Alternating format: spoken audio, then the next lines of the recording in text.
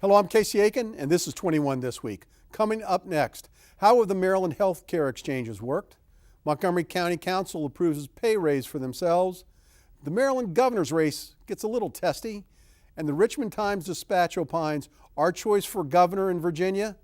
None of the above. So how bad are those candidates? Our panel of insiders will give you the story behind the story. We're joined by political consultant Rich Parsons, Chairman of the Montgomery County Republican Central Committee, Mark Uncapher, Republican attorney Jim Shalleck, and former Majority Leader of the House of Delegates, John Hurson. Stay tuned for these stories and more on the next 21 This Week.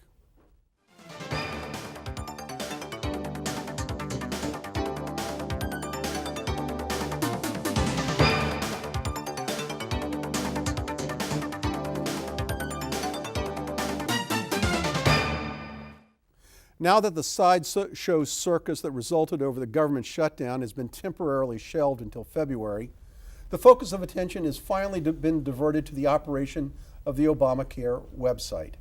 Nationally, attention has been bouncing all over the place, but the question for our audience is, how good is the Maryland healthcare exchanges performing?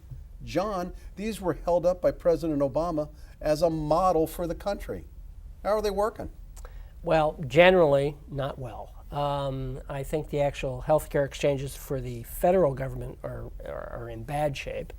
Although today I heard that the guy who's now been put in charge of it is going to solve the problem by the end of November. In Maryland, Maryland was supposed to be at the forefront of this and actually get it done, be the big model for the rest of the country. Didn't turn out that way. I did hear today that there are like 84,000 people signed up, but about 80 of those or something are actually Medicaid eligible, so that's how they got enrolled. 2,400, I think, were actually signed up to actually buy insurance, although 35,000 people have created accounts. So that's a good sign. I mean, a lot of people are getting on there, creating accounts, but it has not been a very smooth rollout, either here or at the federal government, as everybody knows. Well, Rich, the real issue is not just whether there's been a smooth rollout. The issue is whether it's going to encourage more insurance companies to offer their product here in Maryland, and whether or not the businesses are going to cut employees from their health care roles. That's what we're hearing about in other states. Well, in this state, we've had a serious problem for many years. Any of you who've run a small business can tell this story. There's only been 4 or 5 carriers even writing small business policies in this state for a very long time, and the competition simply hasn't been there. The market in Maryland hasn't worked for many, many years.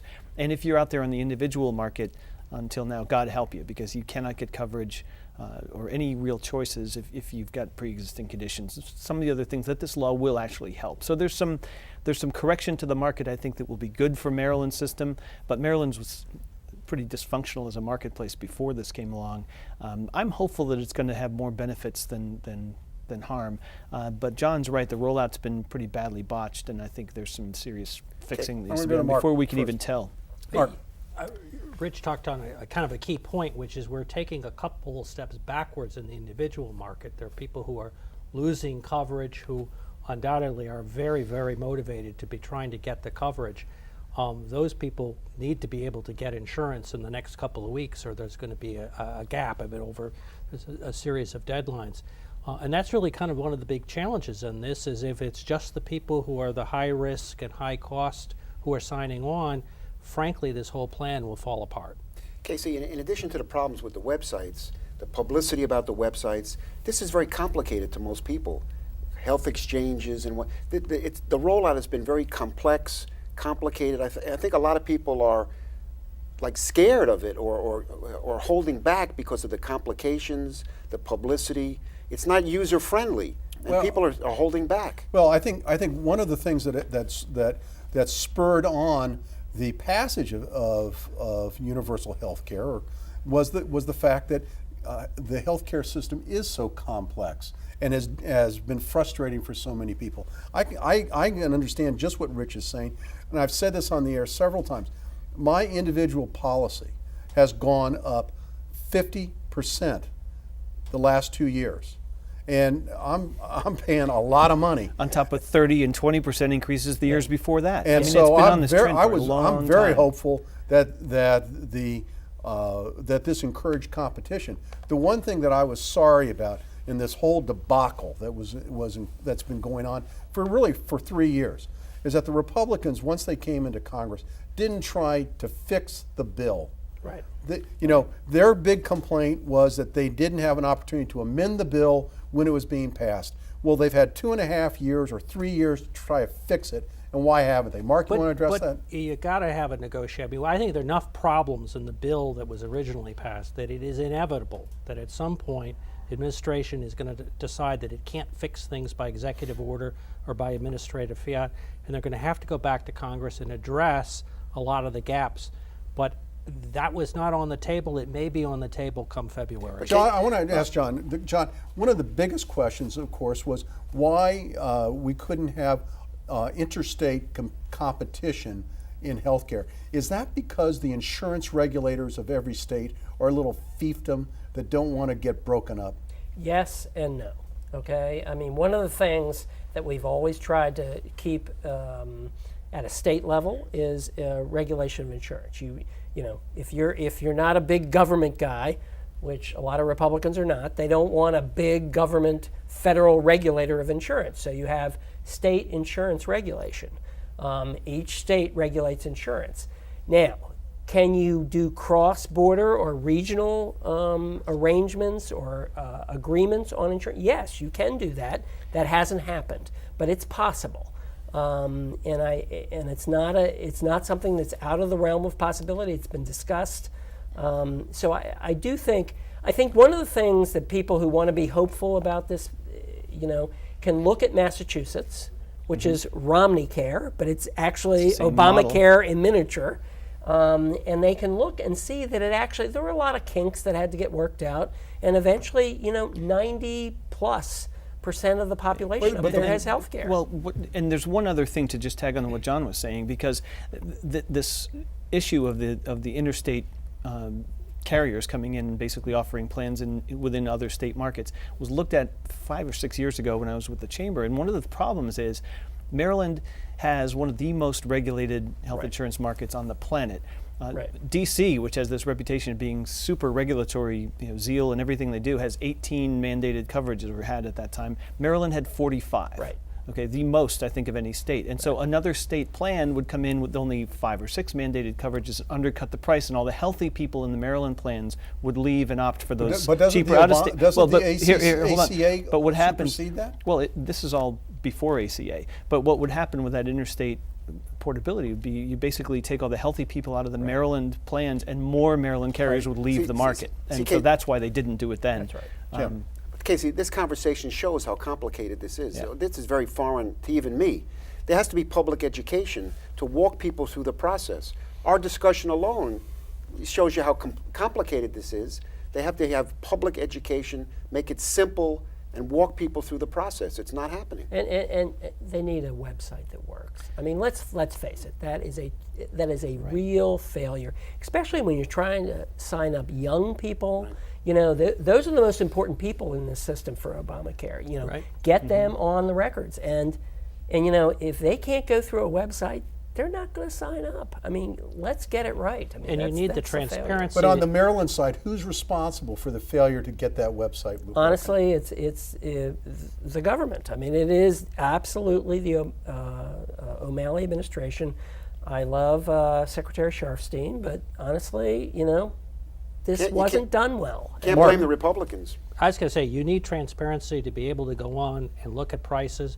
You need to have choices among a variety of carriers.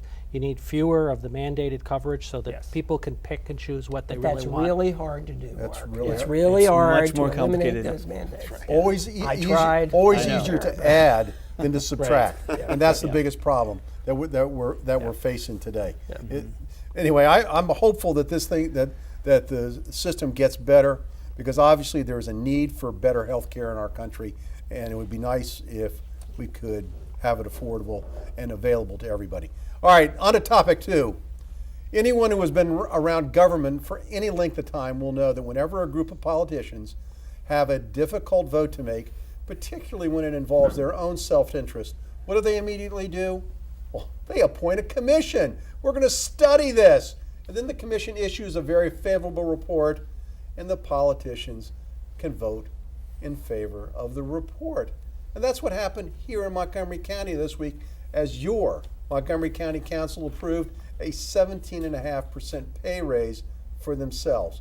Mark, were you able to vote yourself a pay raise this year? I wish I could go back to what I was making in 2007 or 2008. I settled for that. This pay raise is higher. The rate that they're going to be receiving is higher than the salary of every single state legislator in the country. It's higher than California, and a California Senate district is roughly the size of, with just one seat, is the size of Montgomery County. It's way out of line with where other jurisdictions are.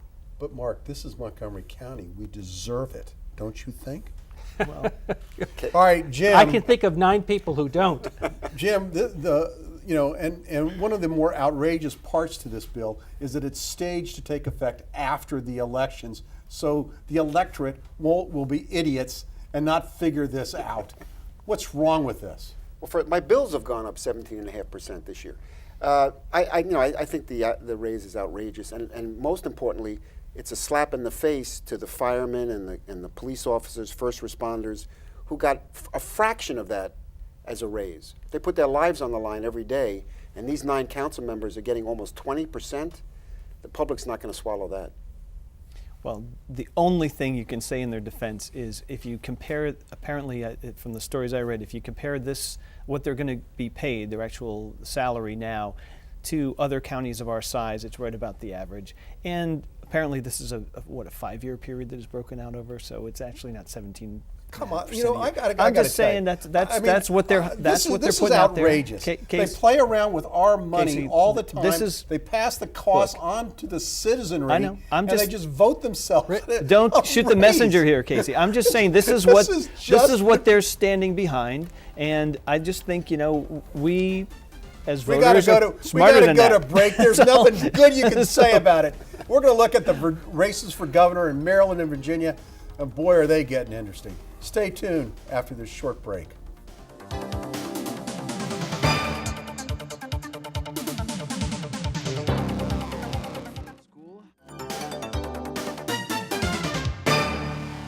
And welcome back. Last week, Attorney General Doug Gansler, and a candidate for governor in 2014, was sideswiped by derogatory statements from the head of the state police that said he was a bad passenger when being ferried to events. This week, video was conveniently leaked showing that he attended a party of teenagers who were drinking alcoholic beverages while underage, and that Mr. Gansler didn't take any enforcement actions. Rich, what do you make of these revelations? Well, in politics, there's a lot of things that you should know by the time you reach this level, and one of them is some basic situational awareness. The camera is always on is a rule that media consultants try to hammer into their candidates. You've got to not place yourself in those kind of situations, and I think Mr. Gansler's made some bad stumbles right out the gate after launching his campaign. I don't think it's that late in this race that he can't recover, but he's certainly not started off with his best foot forward. Mark, having gone through the teenage years myself, I can understand that you go into a party to pull your kid out of there. You may look like you're doing something wrong. Is that what happened here? Well, reading the story, there were chaperones there, and it was a private party. I think when you're going through this process, again, I got a 19-year-old and a 23-year-old. I'd rather have that where there's some level of control than, frankly, what happened to the governor 3 years ago, where his daughter was found unconscious in the Inner Harbor in Baltimore. Kids don't learn to drink all at once. Having them in an environment where there's some control, I think, is a healthier process. Yeah, but Rich, Jim, isn't Rich right that you should be smart enough not to put yourself into these circumstances? Oh, exactly. Rich is 100% right. What I question is his political judgment, that he puts himself in these situations knowing that he's running for governor. It's on the national news. One thing that I disagree with Rich, this is not that early. The primary this year is in June, not in September. So this is only, with the holidays coming up, the primary is going to be right on us, so it's current. My point is that people outside of this room, very few voters are paying any attention and won't for many, many more months. So he's got time to repair, but we'll see how he does in Rich, terms of getting I back gotta on some kind disagree of. That's why with you. I want to go to you on this because this I had people who have never talked to me about Maryland politics downtown D.C. today when I was just working. They came in and said, "What about Gansler?" I mean, these people are all of a sudden very aware because it's such a story. It's a cultural story. It's about culture. It's about how do you deal with your kids. I mean, it's and how he handled it and probably not so well. I mean, and the other part of this that I think from if you're a tactical political type, how did he handle it when it first came out? He said, well, I had no moral obligation, to those kids. I mean, not a good statement. I mean, he obviously had a moral obligation to do something. It's not about him being Attorney General. It's about him being a parent. It's about him being, an older person seeing all these kids, drinking. And you gotta do something. So, I mean, it's not a good situation. People who have never spoken to me about politics were asking me about Gansler today in downtown Washington, D.C. It's resonating, even though they're not supposed to be watching because it's so far away. I think people are watching. But isn't this really also about how campaigns are conducted now? Nowadays, the idea is that you get out early and you get out hard and you define the other guy and you make him either look really bad, really stupid. Let's be really careful here, Casey. The other guy isn't defining Gansler here. Gansler's defining himself. Okay, this is not a campaign activity, or somebody trying to force this on. But John, these No. just didn't get. John, who do you think leaked the state trooper reports? Yeah. I think that there's some spin going I on think here, other John, for people sure. are going. Look, I haven't endorsed anybody in this campaign. I mean, I'm just telling you. I think the press was onto this way. I don't think the other campaigns involved here. I really don't. Oh, come on. I just don't. I think the press was onto this on their own. Wait a minute. I want to go to the Republicans here because they've borne the brunt of Democratic campaigns. Don't you think that somebody's leaking this directly from one of the other campaigns? Yes, 100%. That either they're behind it or they're facilitating it. These materials, these pictures, didn't get on reporters and TV stations by accident. So I'm convinced it's the Brown And campaign. I got to tell you, I think this is really too bad because I personally like Doug Gansler as a candidate. I think he was a good state's attorney here in Montgomery County. I think he's been a very fair attorney general in the decisions that he's been making and trying to do the right thing. So I thought he was potentially a great candidate. Does this ruin him as a candidate? Mark? I don't think so. I think that there's a space in the Democratic primary for the issues that he's raising. I think he'll come back from this. Okay, John, what do you think? I think it's very damaging. It's got to be damaging when if I heard correctly, either Jay Leno or one of the late night comics. If you're a sitting governor, you don't want Jay Leno making jokes about you, let alone if you're a candidate running for governor. When you become a joke, it's all downhill. Yeah. It's all downhill. Well, I think there's still a lot of time left. Obviously, they're worried about him as a candidate. Otherwise, they wouldn't be leaking this stuff quite so quickly. So we're going to go on to our next topic, which is taking a close look at the governor's race in Virginia. Now, across the river in Virginia, it seems that only one person in the world is interested in the governor's race, and that's political commentator Mark Levin, who likens the thought of electing Terry McAuliffe governor to being Rome, being sacked by the Visigoths. John, why should we care in Maryland who's elected governor of Virginia? Well, first of all, we should care. Second of all, full disclosure, I am a campaign contributor to Mr. McAuliffe. I think it's very, very important. The two states, and you see this every day in trying to deal with traffic in our county, we need to coordinate. I love the fact that the state of Virginia has built out Route 7 up through Leesburg, and they have thousands of and on our side, we have, a protected area. Was anybody ever talking to each other about what that means for the traffic impact? It's a very, very important thing that these two states talk to each other, particularly in the Washington metropolitan area. We have to coordinate traffic, and hopefully whoever's governor in Virginia will work with us and do that. So, Jim, isn't this the big picture race, though? It doesn't really what matter here is not just who's elected governor, but the races in 2014 and the races in 2016. Yeah, this year it's Virginia and New Jersey that are the only big races, and the country's going to look at them as bellwethers to the future and to national politics. But the governor of Virginia is important to us because they set the business tone in Virginia, who are beating us in Maryland in attracting businesses.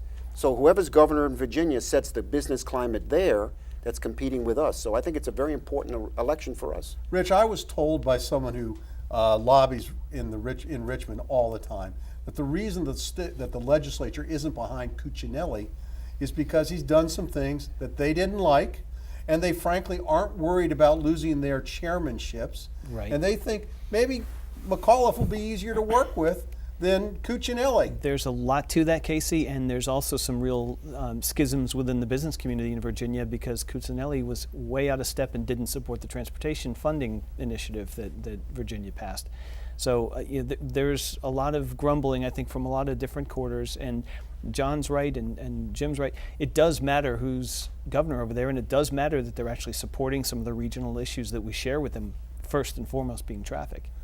Mark, I thought it was really telling, the editorial in the Richmond Times-Dispatch, because Virginia is traditionally a state that would take one look at Terry McAuliffe, label him a carpetbagger, and he would have no chance at winning whatsoever. By holding off on their endorsement, it really gives substance to McAuliffe as a candidate. Sure, and the contrast between the race that he is running this year to his race in the primary 4 years ago. The four years ago, his campaign just collapsed and fell apart. And this year he is significantly more competitive as a candidate. All right, well, we've got 1 minute left in the roundup. The election is only in about 10 days. I'm going to poll you to see who on the panel thinks the winner is going to be. I'll start with you. It's going to be McAuliffe. Mark. I have to say McAuliffe is probably going to win. Jim. I agree with Mark. And I'm sorry. I know who you're voting for. Well, I don't have a dog in this race, you know. But you know what? The other thing that absolutely propelled him to victory, is going to propel him to victory, is the shutdown. Yeah, I mean, you've got tons of federal workers in the state of Virginia who just said this is ridiculous, and the shutdown, be it, we're going to disagree about this, but Right. people blame it on the Republicans. No, we're not going to disagree about it at all. And honestly, this is a universal truth. They shut down a lot of federal workers in the state of Virginia. They're like, why would I vote for a guy who's a Tea Party guy for governor? You got the Even if I'm a Republican. You got the last word on this. Stay tuned for parting shots.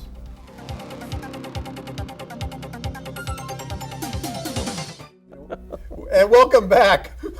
We've been still jawing about that governor's race. Welcome back for parting shots, Rich Parsons.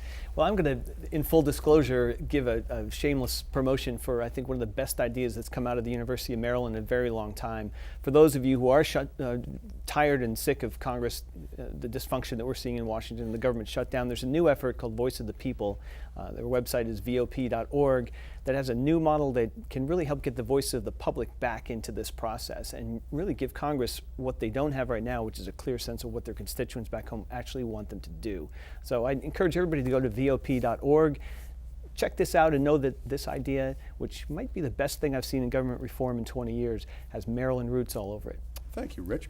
Mark Uncapher, your parting shot. Casey, about a week ago, the Washington Post did a story revealing that Lois Lerner, who is was the head of the exempt organizations group at the IRS, who took the Fifth Amendment and frankly was The investigation said that she had been done a poor job and then retired. She applied for a job reviewing grants as one of the advisory committees that's part of Montgomery County. I say she shouldn't be appointed to that post. Thank you, Mark. Jim Shalleck.